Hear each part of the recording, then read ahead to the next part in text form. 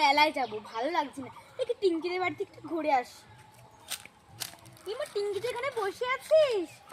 এই বলছি পাশের গ্রামে মেলা হচ্ছে, যাবি নাকি? হ্যাঁ যাবো। তুই রেডি হয়ে এসেছিস? দেখিস না রেডি হয়েছিস, দেখতে পাচ্ছিস না? তুই রেডি হচ্ছিস কখন? হ্যাঁ আমিও রেডি হয়েছি, দেখতে পাচ্ছিস? ভালোই লাগছে।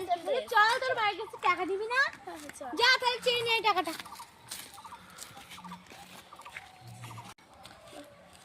মা মা আমার টাকা দাও তো কটা।